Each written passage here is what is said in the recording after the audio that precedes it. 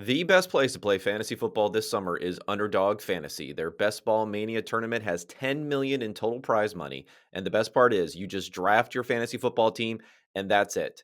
There's no waivers, no trades, no in-season management. Underdog gives you your best score each week of the season, and the highest scores at the end of the year win. The champion of Best Ball Mania last year drafted in June, so there's no time like the present to join Underdog and take a shot at $1 million draft.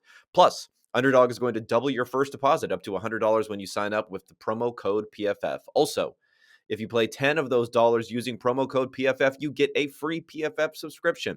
So what are you waiting for? Head to underdogfantasy.com or the App Store, play $10 with code PFF, and draft your best ball mania team today.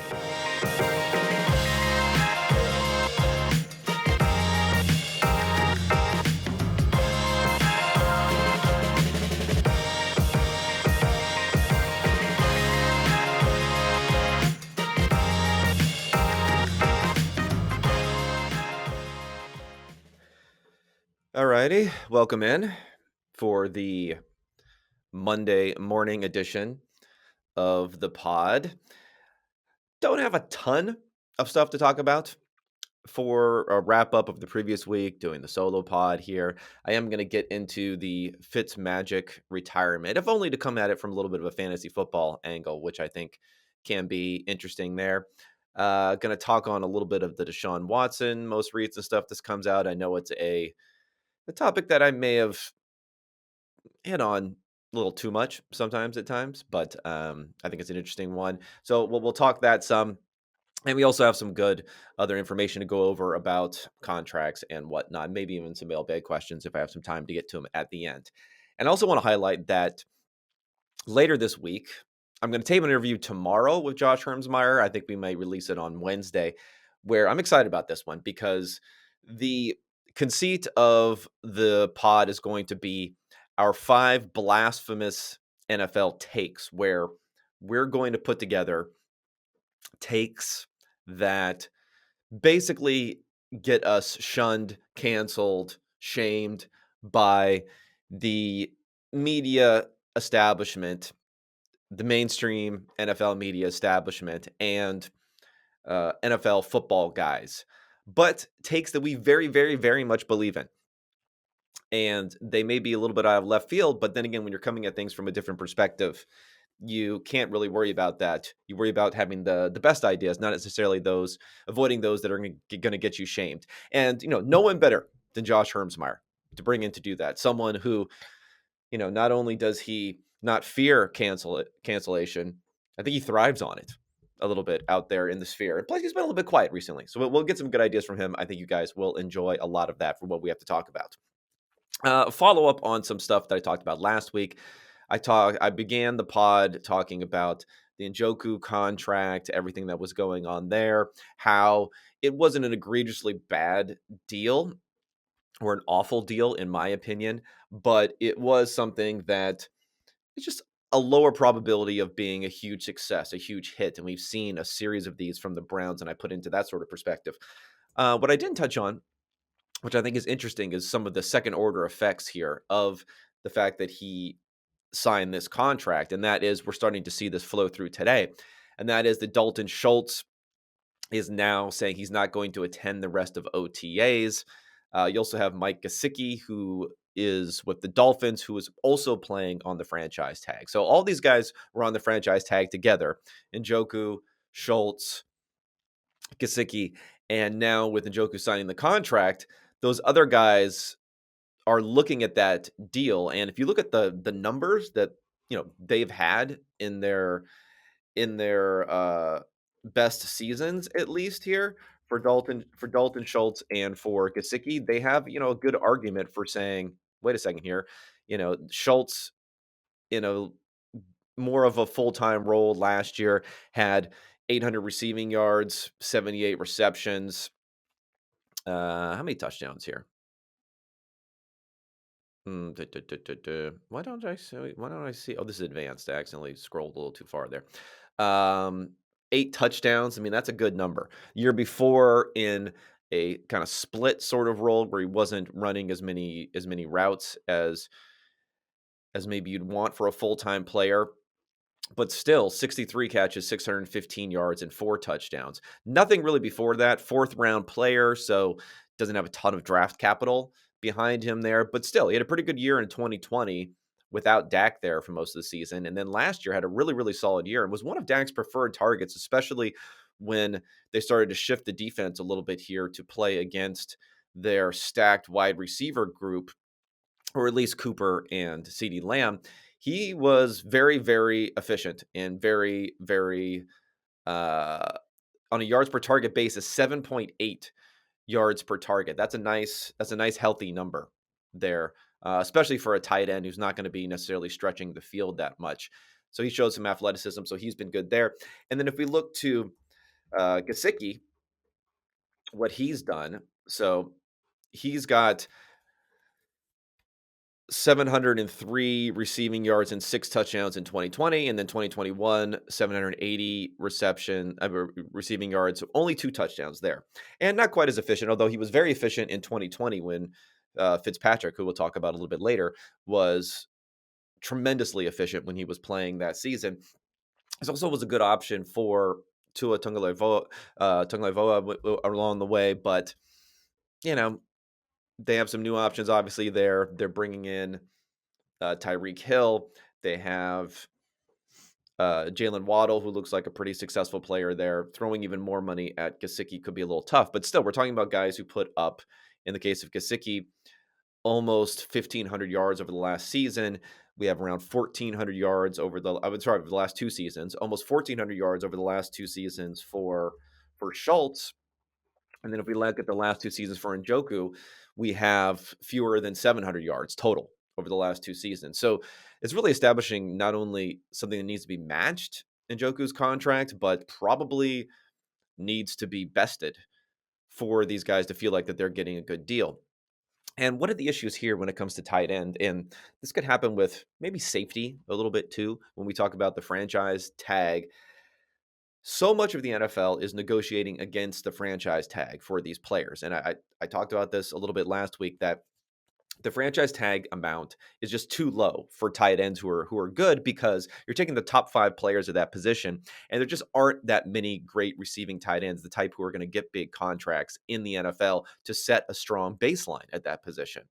It's easy to get 5 players when we're talking about a cornerback, let's say, where you have 2 to 3 of them on the field at all times. You have tons and tons of players in that pool. So when you're just limiting yourself to the top 5 contracts to make that amount, you are really limiting yourself to a higher level of player. For tight end, you're not. For many, many years, you maybe had Gronk and Jimmy Graham, and then basically no one else was really putting themselves into that bucket of a really, really strong receiving tight end in that category, until we saw Travis Kelce and other comes around. But those guys are just really, maybe not Graham as much, because he was able to get traded, hit free agency, do some other stuff to make some good contract. But if you look at the amount of money that Gronk or Kelce have made over their careers for Hall of Fame level players and talents and huge, huge values for their teams, not nearly as much as you would get equivalent for a wide receiver. And again, that all comes through in the franchise tag. So when these guys are negotiating right now, Schultz and Gesicki, and prior to that, Njoku, the franchise tag for a tight end right now is $10.93 million. That's it. Not even $11 million. And again, this is supposed to be something you're giving to a top end player at that position. That's what it's supposed to be calculated for, right? You're supposed to be calculated for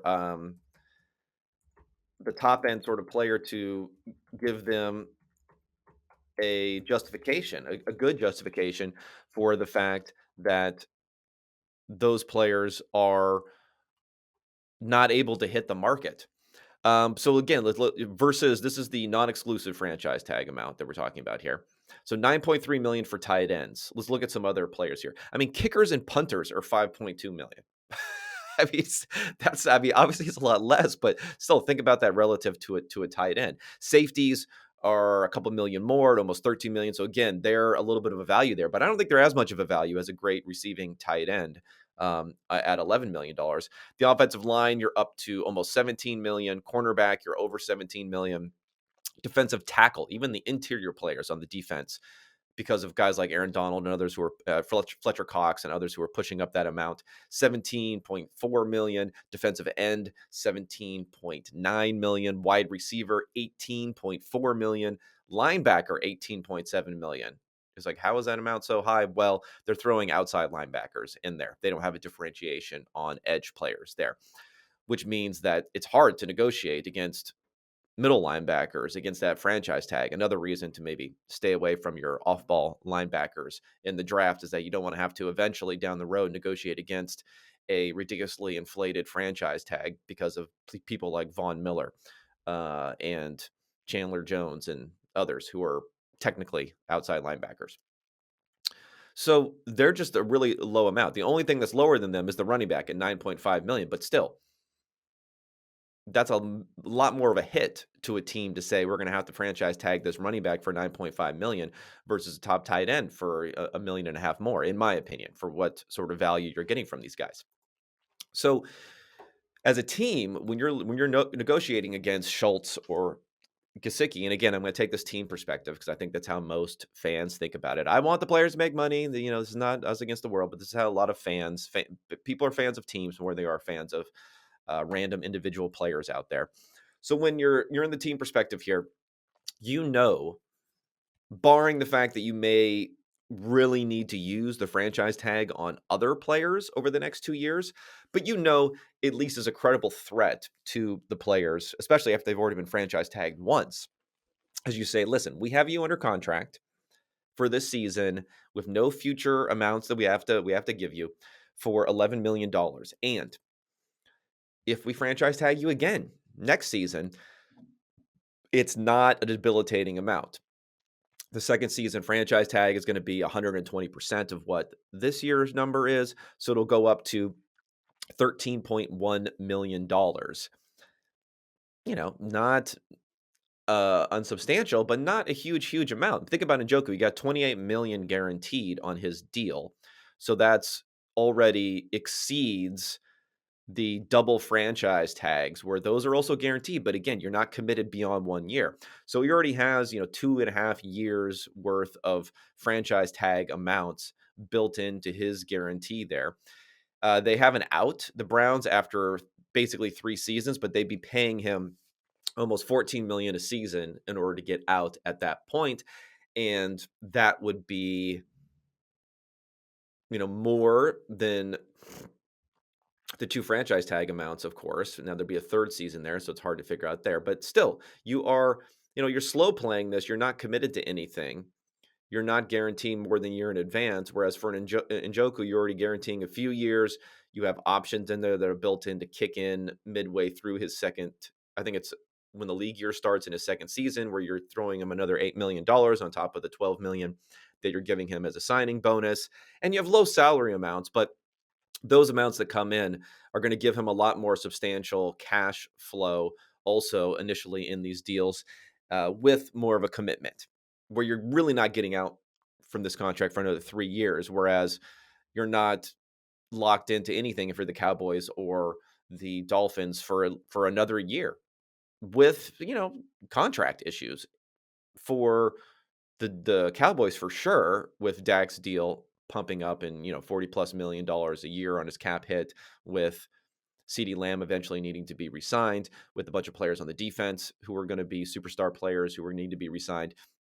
You just don't know if you want to commit to someone like Schultz, and I have a feeling that they'll probably just play him out on the franchise tag, especially as a 4th round pick, not a 1st round pick like Njoku, and see what happens there. And Gesicki, again, they don't have the Tua contract that's really going to be weighing them down. They're not sure exactly what's going to happen there. But again, they're not necessarily motivated to move quickly on either one of those deals. And this Njoku deal, in my opinion, probably makes it a little bit more difficult to get deals done for those guys because the amount has been established. The amount is healthy over the franchise tag amount that you would be your leverage. And they have been better players, more productive players so far. Maybe it's not as much upside as they are 2nd and 4th round picks versus Njoku being a 1st round pick. Maybe not as much athleticism, although Gesicki's pretty athletic, but they certainly have been more productive, and I think will demand more money because of that. All right, Fitzmagic. Let's talk about Fitzmagic retirement, and it's funny, like the outpouring of love for Fitzpatrick, not because he doesn't deserve it. I think he does. I think he did play in this gunslinger type of manner. Reminds me a little bit of like Taylor Heineke, how people fell in love with him for a little bit too, because it was like this undersized, not as strong of an arm, but playing with that gunslinger mentality. And more marginal quarterbacks, I feel like, should be doing that, is not trying to what you find for marginal quarterbacks is they'll try to like minimize turnovers at all cost in order to not get yanked from the game. But we've seen guys like Fitzpatrick, who made a ton of money throughout his career, do well for himself as a former undrafted free agent, I believe. Um, do well for himself by playing with a little bit more of a style there, and he also endears himself to fantasy football players. And this is the first angle I want to pick on here for Fitzpatrick is he's had a couple of just unbelievable moments here in the fantasy football world. First, I want to talk about from the DFS perspective. Anyone who remembers one of the greatest performances here from a team perspective and greatest games in fantasy football DFS history is week 1, 2018. And this was Jameis Winston was suspended for the first 2 games of the season, 4 games of the season. My memory fails me on this one, but for at least the first couple of games of the season. So Fitzpatrick was going to be the guy for the Bucs in this game against the Saints in the Dome in New Orleans. Bucs win 48-40, and look at some of the scoring in this in this game. There was a double receiver stack with Fitzpatrick that ends up being the winning Millie Maker team, plus bringing him back with Kamara and Michael Thomas on the other side. So what's great about this one is nobody believed in Fitzpatrick, which is kind of weird when you think about he's had some success, like racking up points in the past with some wide receivers. But anyway, no one was believing in this week 1. Fitzpatrick was owned in the Millie Maker that week, 1.3% of lineups. Mike Evans, 2.8%. So he was the other receiver that they had there. And then the last option for the Bucs, 0.9% for Deshaun Jackson on that team. So listen to this performance here from Fitzpatrick. Again, destroying and helping enable a 300-point lineup here in the Millie Maker in total. So Fitzpatrick had 417 passing yards, 36 rushing yards, 4 passing touchdowns, and a rushing touchdown. Just an unbelievable 45.28 fantasy points for Fitzpatrick there. He gets a 300 passing yard bonus, that on top of it. And what did he enable for his receivers? Well, Mike Evans, 147 yards and a receiving touchdown on 7 receptions. And Deshaun Jackson, 146 yards, 2 touchdowns on 5 receptions. Big numbers there. 31 fantasy points for Evans, another 35 for Deshaun Jackson. And then the bringbacks were incredible too. I got to mention this, but obviously a much higher ownership amounts because Drew Brees was there. This is the 2018 season. He ended up being the second, I believe, in kind of like MVP voting versus Patrick Mahomes that season. So the bringback was well owned. Kamara was 33.5% of lineups. He put up 46 fantasy points. Incredible game for him with the receiving touchdown, 2 rushing touchdowns, 112 receiving yards, and only 29 rushing yards, but 9 receptions. So incredible there. Even a 2-point conversion there. And then Michael Thomas, 180 receiving yards on 16 receptions and a touchdown. For 42 fantasy points. So again, all these guys were hugely owned in this winning lineup. James Conner, who was playing for the injured, actually I don't know if he was injured. Was it 2018 the season Le'Veon Bell sat out? Maybe that was the season Le'Veon Bell sat out. So James Conner, everyone knew he was going to be the starter there. Had been successful in the past in that role. He was owned at 25%. Who else is on here? Jordan Reed, 12.5% ownership. Emmanuel Sanders, 18.2% ownership. Ravens defense, 20% ownership. That's pretty high for a defense here that was part of this winning lineup, who absolutely destroying the Bills that week. But Just an awesome, awesome game from Fitzpatrick. So that's something that's like seared in people's brain, seared in my brain. Immediately thought of that when it came from a fantasy football perspective. And it goes back further than that. In 2015, when Fitzpatrick was there, again, playing with this gunslinger type style, playing with a style where he can get the ball to receivers, whether they're covered or not. There was such a thin distribution of targets in 2015 when Fitzpatrick was playing for the Jets. And he had Brandon Marshall and Eric Decker. And it was one of the thinnest distribution of targets you could see here, and especially distribution of touchdowns between these guys. In standard scoring in the 2015 season where they almost made the playoffs as in this Jets team, Marshall was third and Decker was 11th. So you have two top 12. Fitzpatrick supported two top 12 fantasy wide receivers. There's just not, that's like Aaron Rodgers type of stuff back when he had, Jordy Nelson and Randall Cobb or things like that. You just don't see that often. And again, that was something where Fitzpatrick was making people very, very happy that season. He was a good player himself, but especially for what he's able to do for his receivers. And I looked even further into this, where I looked at all routes run by receivers playing with Fitzpatrick and playing without Fitzpatrick. And then I said, how many fantasy points were they scoring per route run? And then I normalized it by let's say like 40 routes run, like one game's worth of routes run with Fitzpatrick or without Fitzpatrick. What is their fantasy scoring like? All these different receivers that he played with. So I'm looking at guys who ran at least 300 routes with Fitzpatrick at quarterback and at least 300 routes without Fitzpatrick. Now, almost all of them have 300 routes without Fitzpatrick because he was a journeyman type who didn't play with him for too long. But there are a handful of guys who, with Fitzpatrick, there are a total of 30 guys who ran at least 300 routes with Fitzpatrick. And I'm going to tell you like how many points they scored, again, with or without. And a lot of these guys were scoring more points in your typical 40 routes run sort of framework with Fitzpatrick than without. And I think, again, that's why we love him so much, especially on the fantasy football side. I mean, DeAndre Hopkins, averaged 22 fantasy points per 40 routes with Fitzpatrick, only 16 without in his career. Brandon Marshall, about 18 each. So even though he had that great season with Marshall had some pretty high-end seasons elsewhere. He also kind of started falling off the age cliff in that 2016 season when Fitzpatrick was there. Eric Decker, 17 with Fitzpatrick, 15 elsewhere. And think about that. There's like Peyton Manning years in that 15 elsewhere, right? So higher. Mike Evans about the same. Mike Evans had some absolutely awesome seasons in other places there. Andre Johnson actually a little bit lower with Fitzpatrick, but again, he had some age cliff issues versus where he was early in his career. Devontae Parker, 16 fantasy points per 40 routes with Fitzpatrick, only 12 without.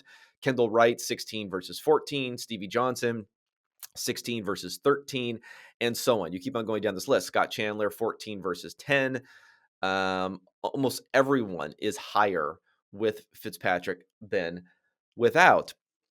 And I think that is really why, another reason why, beyond the way he played, beyond the gunslingerness, beyond everything else there here, how great of an impression that he has, despite the fact that, 2016 season was a big disappointment and a contract that he signed with the Jets. And people were kind of low on him then. He went a little bit more into obscurity and he had this incredible end of his career too, which you just don't see that often. Although you're seeing a little bit more often players when they get really older start to perform better.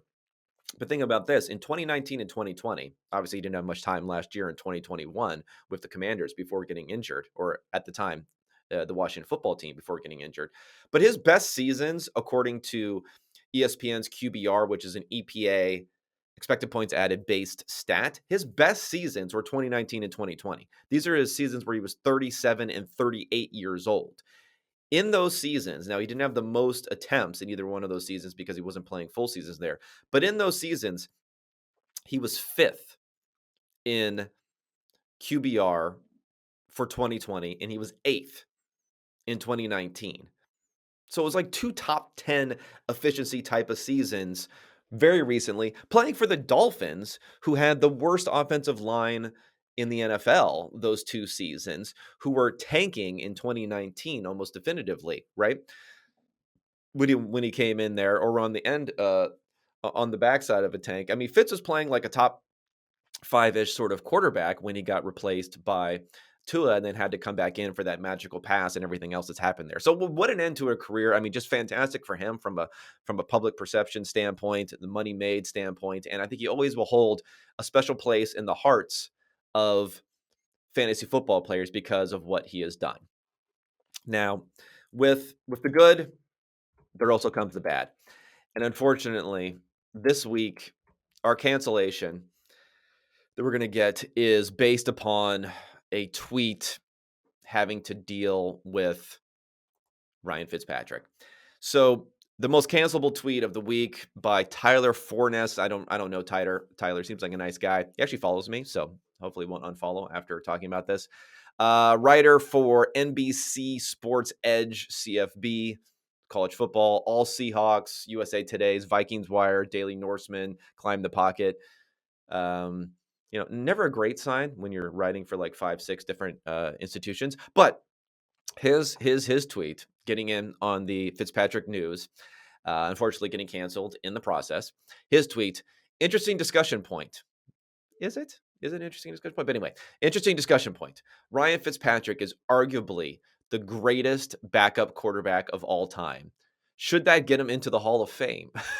His point is whether or not Ryan Fitzpatrick should make the Hall of Fame. Now, the fact that 9.8% of people here, you got first of all, engagement. If you go for engagement, it's not necessarily bad to get canceled for engagement purposes. 21,000 votes here. 9.8% of people actually said yes. Who are these people? How many people are in Ryan Fitzpatrick's family? 75% of people said no, and then has a unique argument. I'm not sure what that means.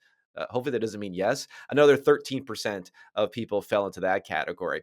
So, but the retweet to quote tweet ratio on here, 6 retweets, 369 quote tweets. So, it's not the most egregious cancellation. It's kind of like a fun cancellation. But I do think when we get into these Hall of Fame discussions, we could come up with some pretty ridiculous things here. Especially like, what does backup quarterback have to do with anything? It kind of reminds me a little bit, although more egregious, of course, is when Peter King put Cole Beasley, gave him a all-pro vote at wide receiver 2 seasons ago because he's a slot receiver. So to like fill out the 3 wide receivers, 2 outside receivers, and a slot receiver, it's like, no, that's not the point here. We're not like building a real team. You're giving Cole Beasley a second team all pro for the fact that he got that 1 vote. Where there are, dozens of receivers who are more deserving of being in that category. We're not trying to like build out the Hall of Fame with a backup quarterback, just like you build out the all pro team with a slot wide receiver. So anyway, guys, when you think about a unique argument, think about an interesting discussion point, maybe think a little bit harder on that one before you actually put it out there. Otherwise, you will unfortunately be canceled. Sorry, you're canceled. Okay. Before we get to a couple more discussions here, we got to talk about Manscaped. Gentlemen, Father's Day is just around the corner. Manscaped's Performance Package 4.0, which includes their signature Lawnmower 4.0, is the perfect bundle to tackle any and all old man hair from head to toe.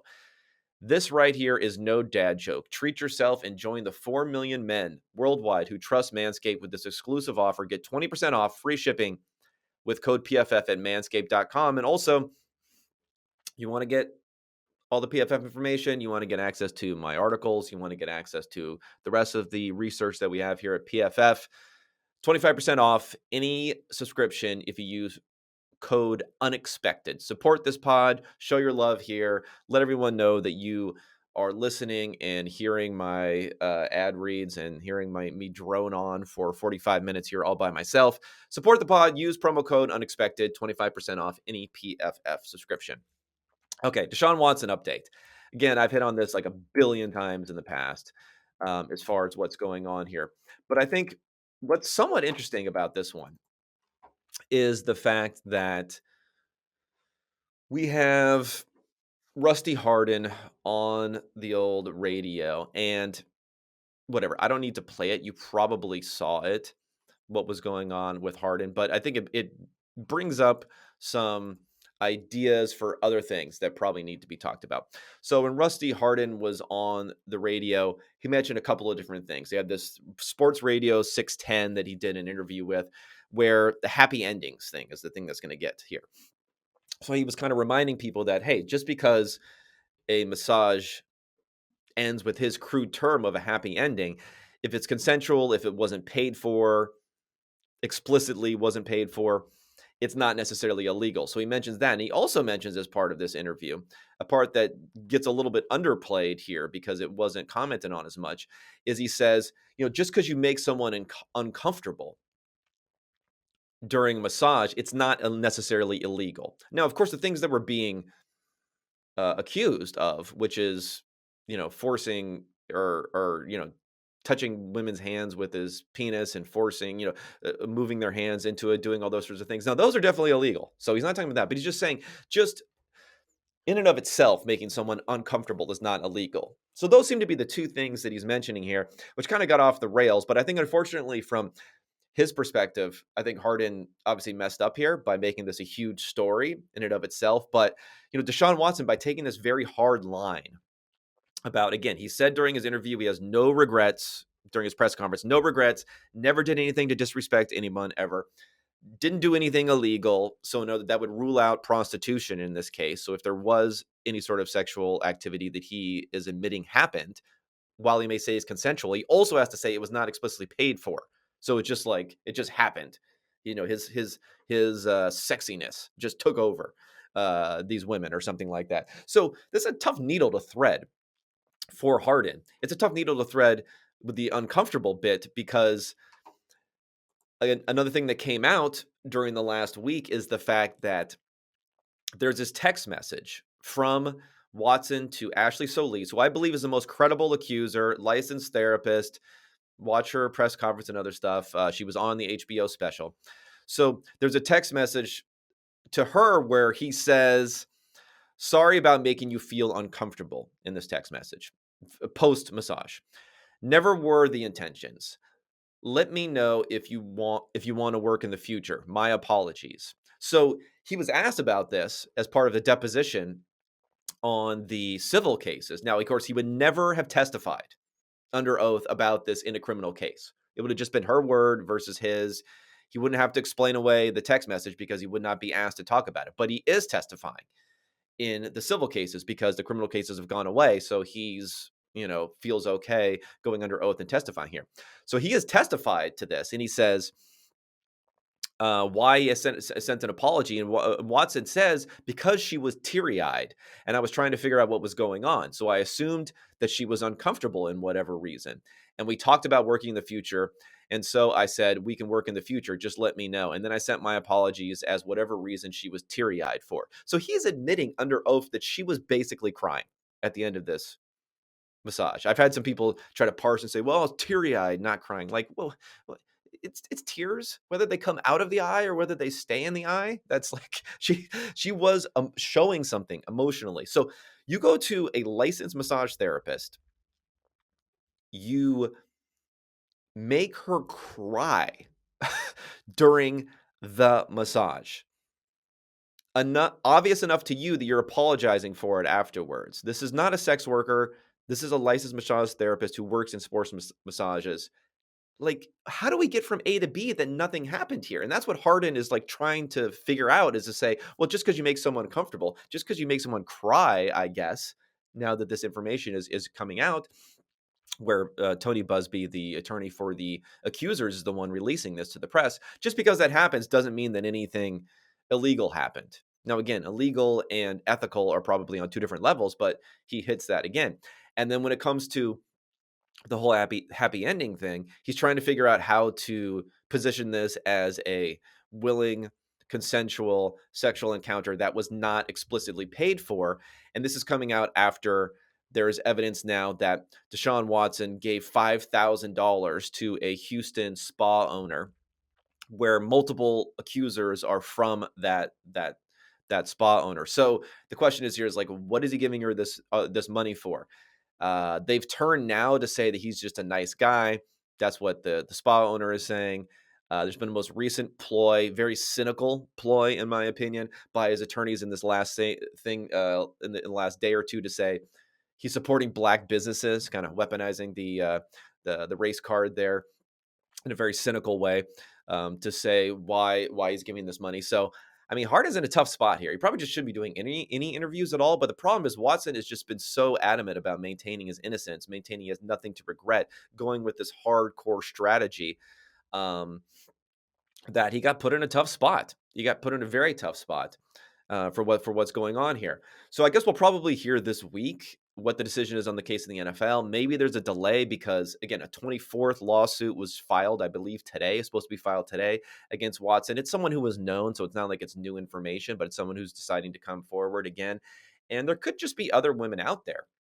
I mean, I know there's been more than a year now of talk about this, of being highly publicized, of gathering different testimony, different women out there. But let's remember there's there was a woman who was interviewed by Jenny Vrentas, who's now working, a reporter now working for the New York Times, who was at Sports Illustrated at the time, where she was just randomly calling people who work in the Houston area as massage therapists and found someone who had this kind of this inappropriate sexual misconduct type of a conduct experience with Watson, who's not part of the criminal or the civil lawsuits. So again, there could just be more people coming out, and where there's someone who has any sort of hard evidence that would really jeopardize Watson from a criminal perspective, probably not. But there could just continue to be more and more drip of people coming out there. And I've heard, and this is third hand information here. So big caveat here, third hand information here, that I have heard that when poking around, when people are investigating and poking around, whether it be reporters or investigators for the teams, there's just a lot of people who kind of knew about this with Watson and aren't part of even the civil lawsuit perspective. They don't want to get involved in it, not worth to them. So there are additional women out there who, again, are just deciding not to come forward here. And if that continues to drip forward, it can look bad, if they give Watson a 2-game suspension or a 4-game suspension or even a 6-game suspension. It could end up looking bad if more and more accusers are coming out after that suspension has already happened, whether or not they would have to reassess what's going on here. And I think the important point is when we're talking about Watson giving, $5,000 to this masseuse. And again, I don't think solicitation of prostitution is the biggest deal, but doesn't look great, right? Going on there, especially for someone who maintains his innocence and the fact he did nothing wrong, when you have him admitting under oath that this therapist was crying at the end of his massage. Again, all these different things here, the word that we heard a billion times during his press conference, introductory press conference with the Browns, whether it was from Andrew Berry, whether it was from Jimmy and Dee Haslam in their press conference afterwards, whether it was from Kevin Stefanski, was comfortable, how they were comfortable with what they knew. And the more that we hear about these details here, I just don't know how that could be the case. Comfortable was the word of the day. I mean, you can hear it here. That got us comfortable pursuing a trade, that got us comfortable with. It was just comfortable. They kept on saying that over and over again there.